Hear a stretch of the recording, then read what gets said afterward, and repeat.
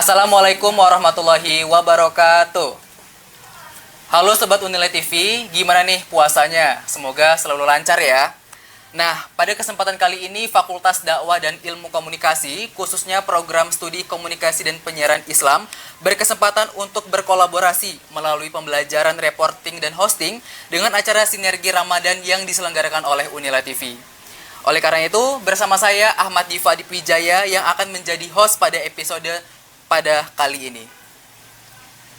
Baik, Sobat Unilai TV, di bulan Ramadan ini tentunya banyak sekali umat muslim yang berlomba-lomba untuk memperbanyak bacaan ayat suci Al-Quran. Akan tetapi sebagian dari mereka hanya mengejar hatamnya saja. Padahal esensi tadarus memiliki makna yang lebih luas dibanding dengan sekedar hatam 30 juz. Maka dari itu, episode Sinergi Ramadan pada hari ini kita akan membahas tema yaitu tadarus bukan sekedar hatam. Baik, telah hadir di samping saya narasumber yang penuh inspiratif dan beliau ini merupakan salah satu dosen dari Universitas Islam Negeri Raden Lampung. Boleh nih Bapak kenalan terlebih dahulu kepada Sobat Unilai TV agar mereka lebih tahu nih siapa sih narasumber kita pada sore hari ini. Boleh Bapak? Baik, makasih. Assalamualaikum warahmatullahi wabarakatuh. Waalaikumsalam warahmatullahi wabarakatuh. Pertama, terima kasih pada adik-adik mahasiswa yang telah berkenan mengajak saya untuk berpartisipasi dalam kegiatan penguatan mata kuliah reporting dan hosting. Iya, betul sekali ya. Pak. Ya. Sehari-hari saya beraktivitas selain di Fakultas Dakwah dan Ilmu Komunikasi. Saat ini juga saya diberi tanggung jawab di Fakultas Psikologi Islam UIN Raden Lampung. Ya. Bagi saya adik-adik semua tidak asing lagi ya. Ya, benar sekali. Beberapa kali bertemu dengan saya tatap muka dengan beberapa mata kuliah di Fakultas Dakwah dan Ilmu Komunikasi Raden Lampung. Ya. Oke Bapak, bagaimana ini Pak kabarnya di sela-sela puasa kita melaksanakan kegiatan podcast ini, apakah masih sehat? Alhamdulillah. Segar, sehat ya. Nah, harus tetap semangat ya. Benar sekali Pak. Oke Pak, tanpa kita menunggu waktu yang lama-lama sebelum kita berbincang santai lebih lanjut nih Pak, selama ini kan kita sudah sangat familiar ya Pak ya dengan yang namanya itu tadarus gitu. Ya. Menurut Bapak Khairullah sendiri, apa sih Pak makna dari tadarus itu? Ya. Baik, secara bahasa kalau kita analisis dari sisi bahasa, tadarus itu berasal dari kata darosa, artinya belajar. Tapi ketika dia ditambah ada huruf ta di awal kata tersebut, maka maknanya lebih berkembang. Artinya saling belajar. Jadi ada dua pihak yang saling satu pihak itu membaca Al-Quran, kemudian yang lainnya itu mendengarkan, menyimak, bahkan mengoreksi bacaan Al-Quran itu. Oke Pak.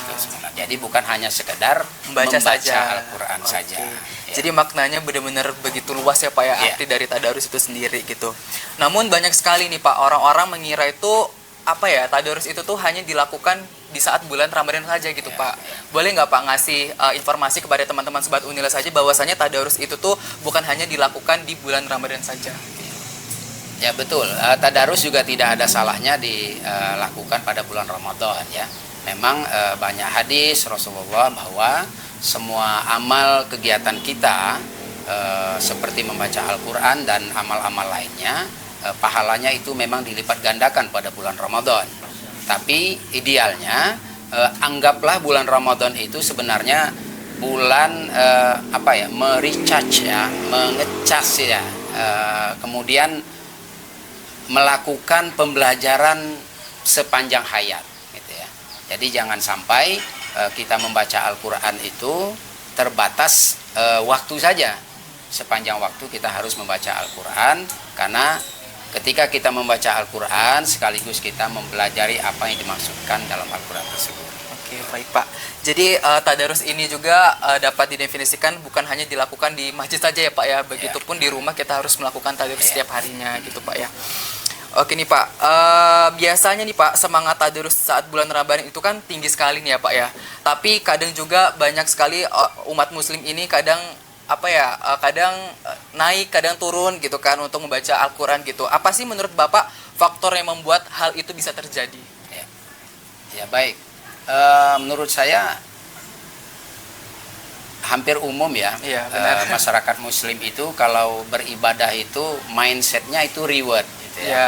Ya, jadi ketika diiming-imingi pahala gitu, baru etos semangat untuk melakukan ibadah itu meningkat gitu ya. Tapi sebenarnya tidak demikian gitu ya. Bagaimana kita agar membaca Al-Quran itu tetap tidak menurun gitu ya, tidak menurun ketika di luar bulan Ramadan. Kita ada upaya untuk meningkatkan pemahaman kita terhadap kandungan isi Al-Quran tersebut. Memang paling minimal pengetahuan kita terhadap Al-Quran itu cara membacanya ya. Jadi paling tidak ketika tadarus itu ya, tadi dikatakan ada kesalingan tadi, yang membaca itu harus siap ya, harus siap untuk dikoreksi oleh pendengar di hadapan kita. Sebagaimana ini Rasulullah itu pada bulan Ramadan, setiap bulan Ramadan dia selalu melaksanakan tadarus dengan malaikat Jibril. Jadi Rasulullah itu memeriksakan bacaan di hadapan Jibril ya. Kemudian memeriksakan pemahaman dia terhadap Al-Quran tersebut. Padahal kalau kita lihat kan Rasulullah kurang apa lagi gitu kan. Dia yang paling kompeten ya, paling expert ya, paling punya otoritas untuk memahami apalagi sekedar membaca. Tapi beliau walaupun demikian tiap bulan Ramadan itu melakukan tadarus dengan malaikat Jibril, dengan malaikat Jibril bagaimana bacaannya, adakah yang keliru atau tidak. Begitu juga pemahaman terhadap ayat-ayat Al-Quran tersebut. Baik Pak. Namun kalau untuk tadarus sendiri itu dilakukan, apakah ada maksimal berapa juz atau ayat gitu Pak? Apakah kita membaca satu juz saja sudah termasuk tadarus atau bagaimana itu Pak konsepnya? Ya, sebenarnya tidak ya. Dalam hadis Nabi itu bahwa Allah memberikan pahala ya ketika kita membaca Al-Quran itu adalah per huruf ya. Benar. Ya. Karena kata Rasulullah itu apa? Man qara'a ya, man qara'a Al-Quran gitu, falahu hasanatun ya. Walikulli hasanatin bi asyri amsalihah. Siapa yang membaca Al-Quran itu akan mendapatkan satu pahala kebaikan, dan setiap satu pahala kebaikan itu dilipat gandakan menjadi 10 pahala kebaikan ya. Dan saya tidak pernah walam akul alif lam mim harpun. Saya tidak mengatakan alif lam mim itu satu huruf, tapi alif harpun, lam harpun, wa mim harpun. Jadi ketika kita membaca alif lam mim saja, kita sudah mendapatkan 30 pahala kebaikan. Ya.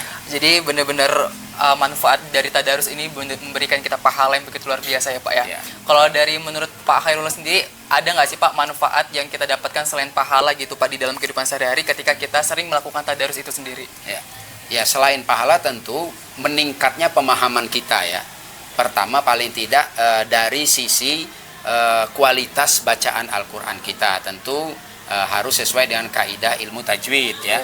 Mulai dari makharijul huruf kan. Di dalam ilmu tajwid itu ada hukum-hukum yang berlaku, ada ikhfa, ada izhar ya, ada idgham, ada gunnah dan lain sebagainya. Mestinya ketika kita tadarus itu saling memberi, saling mengisi, bukan kita membaca masing-masing. Kalau membaca masing-masing itu ya itu menurut saya bukan tadarus, tapi dia apa? Tilawatul Quran.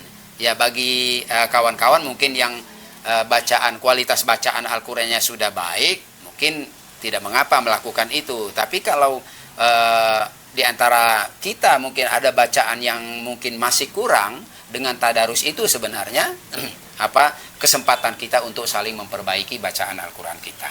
Oke, Masya Allah. Jadi kalau untuk dari umat muslim yang awam gitu Pak, namun dia ingin tadarus tapi dia belum tahu nih Pak dari makhrajul hurufnya ataupun ayat-ayat Al-Qur'annya gitu. Dari Bapak sendiri ada nggak pesan untuk teman-teman yang masih awam namun ia ingin mencoba tadarus itu sendiri Pak? Ya. Kan sekarang sudah banyak ya sumber pembelajaran ya. Bisa melalui video gitu kan. Banyak apa tuh? Al-Quran digital. Iya, gitu ya. Quran digital itu bisa kita jadikan dia sebagai guru ya. Ya kalau kita tidak menemukan teman yang bisa diajarkan untuk pada saat mendengarkan kita saat baca Al-Quran gitu. Oke Pak. Ya. Oke Pak, namun ada nggak nih Pak tips yang ampuh untuk Sobat Unila TV nih yang sedang menonton dan juga anak-anak muda yang ada di luar sana agar tetap konsisten dalam membaca Al-Quran meskipun bulan Ramadan nih Pak? Selain di bulan Ramadan Iya, ya. benar. Ya. Saya mengimbau kita semua ya, jangan pernah berhenti belajar ya. Itu. Artinya Al-Quran ya, Al-Quran semakin dalam kita gali ya, maknanya, maka menunjukkan semakin sempit wawasan kita terhadap Al-Quran ya.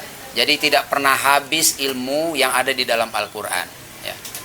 Dari sisi kata, Al-Quran itu dikatakan mukjizat ya. Mukjizat itu banyak aspeknya itu. Salah satu aspeknya keindahan bahasanya ya. Jadi diharapkan tadarus itu meningkat, mulai dari kita meningkatkan bacaan kita, kemudian meningkatkan pemahaman kita. Itu menurut saya yang paling penting ke depan itu. Jadi jangan hanya sekedar target khatam 30 juz misalnya kan, benar. tapi tanpa kita memahami apa yang kita baca. Walaupun demikian memang ya dalam hadis Nabi itu tetap mendapatkan pahala tetap gitu ya. Tetap orang yang membaca Al-Qur'an sekalipun dia tak dalam hadis Nabi itu ya, membaca Al-Qur'an secara terbata-bata pun itu sudah mendapatkan 2 pahala. Artinya kebalikannya apa? Apalagi kalau kita dapat membaca Al-Quran dengan baik gitu ya, sesuai dengan kaidah hukum tajwid, tentu pahalanya akan lebih berlipat ganda. Oke, baik Ya. Pak. Kalau menurut Bapak sendiri Pak, kita membahas mengenai manajemen waktu untuk kita melakukan tadarus gitu Pak ya. Karena banyak sekali aktivitas-aktivitas kita ini kadang mau tadarus aja susah gitu kan. Belum lagi kita kerja malam ataupun kuliah gitu. Dari Bapak sendiri ada nggak tips untuk Sobat Unila TV agar mereka bisa membagi waktu antara kegiatan maupun untuk kita melakukan tadarus di bulan Ramadan gitu Pak? Ya. Kalau sebenarnya di bulan Ramadan itu waktu kita sangat banyak ya. Ya.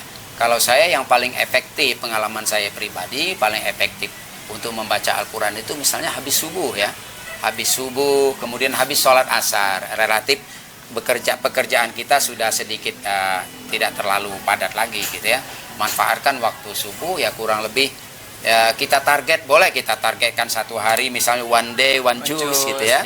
Menurut saya itu perlu juga kita untuk menargetkan seperti itu gitu. Ya. Oke, Masya Allah. Jadi buat teman-teman Sobat Unila TV untuk yang masih bingung nih gimana cara bagi waktunya, bener kata Bapak Khairul tadi, kalau bisa targetkan one day one juice gitu Pak ya. Namun tapi kalau emang bisa lebih dari one day one juice itu lebih bagus ya Pak ya. Lebih bagus gitu. Oke, baik Bapak Khairullah, terima kasih atas segala informasi yang sudah diberikan kepada kita semua dan juga teman-teman Sobat Unila TV. Dan dapat saya sampaikan dari hasil yang sudah Bapak Khairullah jawab tadi bahwasannya tadarus Al-Quran ini bukan hanya sekedar membaca bersama ya, tapi juga saling memperbaiki bacaan, kemudian tuh pemahaman juga terhadap Al-Quran itu perlu kita asah, dan juga sebenarnya tadarus ini tidak hanya dilakukan saat Ramadan saja. Idealnya kegiatan ini menjadi kebiasaan sehari-hari yang harus kita lakukan sebagai bentuk kedekatan seorang muslim dengan Al-Quran dan Allah Subhanahu wa Ta'ala.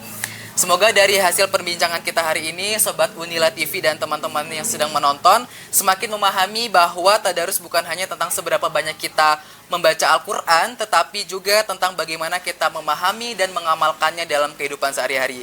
Harapannya semangat Ramadan ini tidak hanya hadir di bulan Ramadan ini saja, tetapi terus kita jaga sepanjang waktu. Sampai jumpa di podcast program Sinergi Ramadan pada hari ini. Saya Adip Wijaya pamit undur diri dan saya akhiri wabillahi taufiq wal hidayah. Wassalamualaikum warahmatullahi wabarakatuh. Terima kasih Bapak. Waalaikumsalam.